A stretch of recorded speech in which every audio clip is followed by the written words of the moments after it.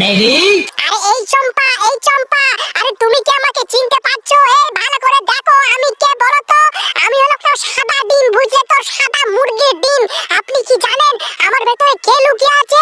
আরে আমার ভেতরে একটা সুন্দর একটা মেয়ে লুকিয়ে আছে, বুঝলে